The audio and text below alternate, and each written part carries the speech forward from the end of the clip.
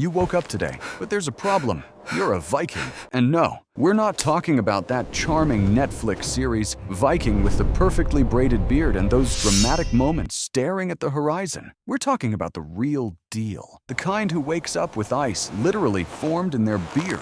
You open your eyes, and the first sensation is the cold. Not that I'll grab a jacket kind of cold. It's the, are my fingers still there? Or did they fall off during the night? Kind of cold. You're lying in a bed that's basically straw, covered with an animal hide that smells like the animal is still alive and dead at the same time. The wooden hut creaks in the wind, and you can see your own breath forming clouds in the air. It's 6 in the morning on a Nordic winter day in 793 AD, and you already regret waking up. You get up and your knees crack like they've had 50 years of use. Spoiler, you're 23. But life expectancy here is 35 if you're really lucky. The dirt floor is frozen, and each barefoot step is a small torture. You put on your clothes, which are basically layers and more layers of wool and leather that have never been washed. The smell? Imagine a gym locker room that's been closed for 6 months. Now make it worse. Breakfast. You walk to the village common area, where a Viking woman, who could probably beat you at arm wrestling, is serving the morning meal. On the menu, cold barley porridge, dried fish that has the texture of cardboard and tastes like regret, and beer. Yes, beer for breakfast, because clean water is a concept humanity won't discover for a few more centuries. You chew the dried fish and it crunches in your teeth. It tastes like salt, sweat, and ocean. I watch you swallow that with difficulty. If I were you, I'd order an isoi bowl, but anyway, your friend Bjorn sits down next to you. He's excited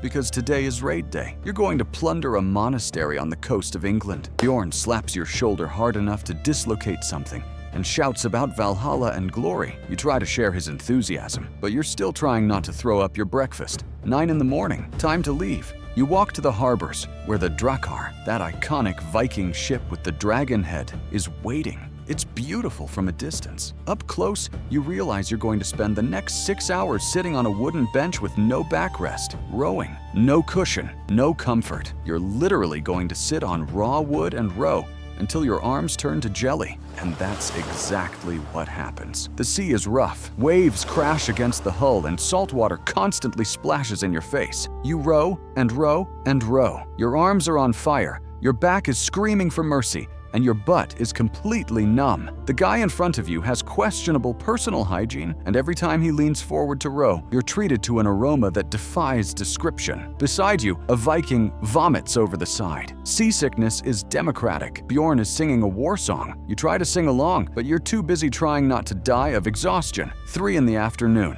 You finally spot the coast of England. The monastery is there, peaceful, unprotected, practically begging to be plundered. Adrenaline starts pumping. Forget the pain in your arms. Forget the cold. Forget that you're soaked with salt water and probably developing hypothermia. It's pillaging time. The boat hits the beach with a dramatic creak. You jump onto the sand, axe in hand, and run. The monks are praying when you invade. They would look at you, frozen beards, horns on helmets, weapons in hand, smelling like rotten fish and violence, and understand that their prayers won't be answered today. Chaos begins. You storm the monastery screaming something about Odin. It doesn't make much sense, but it sounds intimidating. There's gold, there's silver, there are religious chalices whose value you have no idea of, but they're shiny, so they must be important. You stuff everything into a sack, while monks run around screaming in Latin. You don't understand Latin, or you barely understand Old Norse. Bjorn is beside you, laughing like a maniac, breaking things. There's something poetically brutal about all of this. You are epic warriors. You are legends. You're writing sagas that will be told for generations. And then an arrow hits Bjorn in the neck.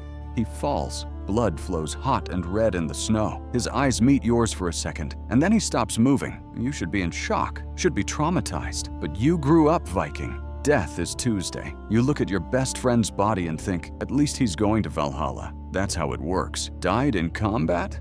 Valhalla. There, he'll feast with the gods, fight during the day and drink during the night until Ragnarok. How enviable. You're still here, cold, probably going to have to row back. And tomorrow it all starts again. I have to interrupt here. Dude, I know it's your culture and all, but what a strange friendship. My best friend died. Lucky him. You people are fascinating. You drag Bjorn's body to the boat along with the loot. Other Vikings also carry the dead. 3 in total, all going to Valhalla. all heroes. You're alive, which is technically worse because it means tomorrow you have to wake up again in the cold. The trip back is quieter. You row with arms that barely respond. The euphoria of battle is past. Now it's just fatigue, pain, and the smell of blood mixed with salt water. The sun is setting and the temperature plummets even further. You're shaking uncontrollably. Your fingers are purple. You think you might be losing feeling in your feet, but you're not sure because you haven't felt anything for 2 hours. 8 at night. You arrive at the village. Someone lights a huge bonfire in the center of the village and distributes mead, that fermented honey drink that's basically Viking Red Bull. You drink and drink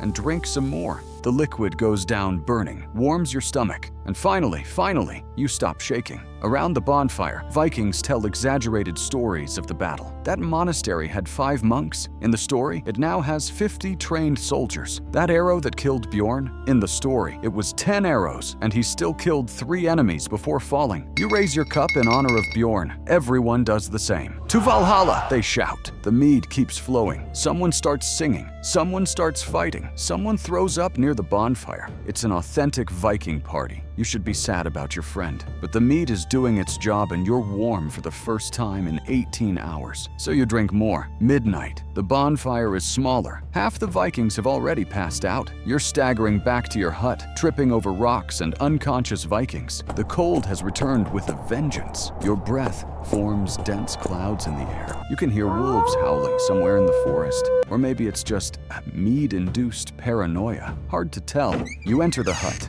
That horrible bed of straw and stinking hide has never looked so inviting. You throw yourself onto it, still dressed, still dirty with blood, sweat, salt water, and who knows what else. The cold is already settling in again. You pull the animal hide over your body. Your muscles are destroyed. Your hands have blisters from all the rowing. You'll probably wake up with mild hypothermia. Your best friend is dead. You smell like you've been rubbed on a rotten fish. But you're a Viking. You plundered. You fought. You survived. Tomorrow is a new day of cold, hunger, violence, and possibly more rowing. But hey, at least when you die, and it'll be soon, considering life expectancy, you'll go straight to Valhalla, where there'll probably also be cold and you'll have to row the boat of the dead or something like that, but at least there's eternal partying there. Your eyes close. The last thought before sleep is that Bjorn was right to die today. That lucky bastard. And so I end your day as a Viking. Tomorrow you wake up, freeze again, eat disgusting fish again, and maybe even lose another friend in combat. But don't worry. In Viking culture, that's considered Tuesday. Until the next raid. Warrior, may Odin have mercy on your lower back.